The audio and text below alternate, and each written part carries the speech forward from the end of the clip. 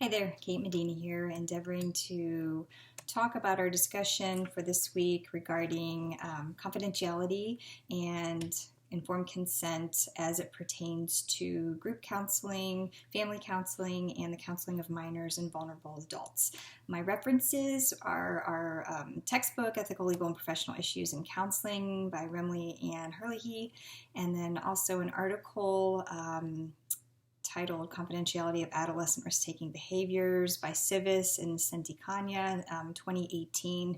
I do reference the ACA Code of Ethics, which is embedded within our textbook quite a few times. So regarding group counseling, counselors can only guarantee their behavior, not the behavior of others within a group when it comes to upholding confidentiality in a group setting. So they must inform their clients the limits of confidentiality when engaged in group counseling. Informed consent for group counseling should clearly outline both counselor and client responsibilities, such as a client's obligation to show up, have regular attendance, be on time, and contribute to the group by accepting feedback and providing feedback, etc. ACA Code of Ethics A9A requires that the counselor responsibly screen potential group members, and A9B states that group counselors have an ethical obligation to protect group members from physical, emotional, and psychological trauma.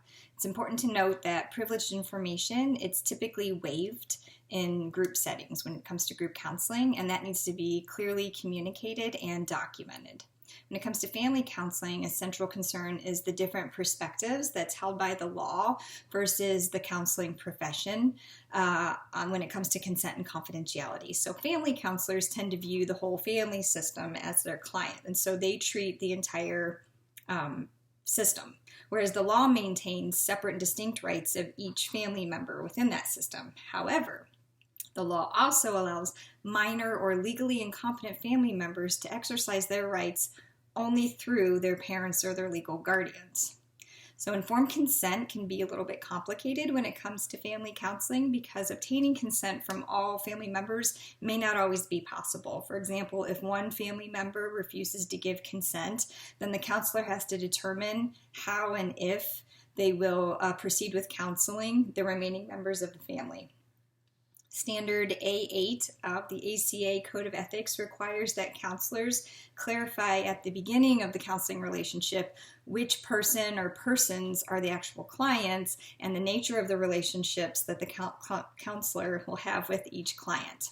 Section B4B requires counselors to obtain an agreement in writing regarding confidentiality among all the involved parties. These agreements should regularly be revisited and updated if needed throughout the entire counseling process. When it comes to minors and vulnerable adults, the counseling profession agrees that all individuals, including minors and vulnerable adults, have a moral right to privacy within the counseling context. Although the privacy rights of minors by law essentially belong to their parents or guardians, so therein lies the rub. Minors cannot legally enter into contracts except for emancipated minors. However, many states have reformed laws and regulations providing minors with some extended legal rights, such as lowering the legal age to obtain counseling and the ability for minors to give informed consent in emergency situations. It should always be noted that there is a lot of variation among state and federal laws regarding informed consent by minors, and counselors would do well to understand the relevant laws and regulations in their area of practice. So a study referenced in the article titled Confidentiality of Adolescent Risk-Taking Behaviors, a survey of Turkish school counselors, examined Turkish school counselors, their ratings of certain factors in deciding whether to report adolescents' risk-taking behaviors to their parents. So according to the article, our current understanding of how school counselors decide whether or not to report adolescent risk-taking behaviors is quite limited.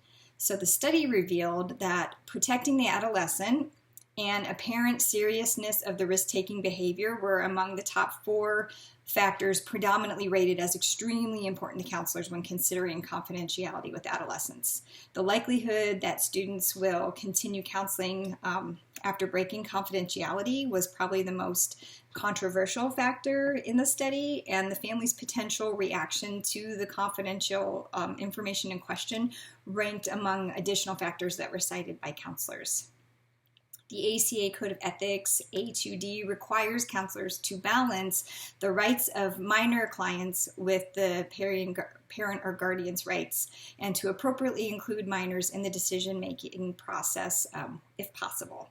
Standard B5B advises counselors to respect parent and guardian rights and responsibilities regarding the welfare of their children, and to establish, when possible, collaborative relationships with the parents and the guardians. It's important to know that counselors can be held responsible for any potential harm that may have been caused by withholding information from parents and guardians. It's a fine and complex line that counselors walk when trying to honor the confidentiality rights of their minor clients while also respecting the rights and responsibilities of parents and guardians. All these same issues apply when counseling vulnerable adults. So in counseling minors, vulnerable adults, families, and groups, counselors need to be aware of their legal responsibilities. They need to balance them with their professional, ethical duties. Informed consent should be thoughtfully constructed and always clearly communicated, especially the limitations of confidentiality. And although minors cannot legally sign contracts, best practice maintains that informed consent should be obtained from minors if possible. So documentation of confidentiality and informed consent discussions and agreements is of the utmost importance. And it's always wise for counselors to confer with supervisors and other counseling professionals or legal counsel if required when encountering a dilemma within the counseling relationship.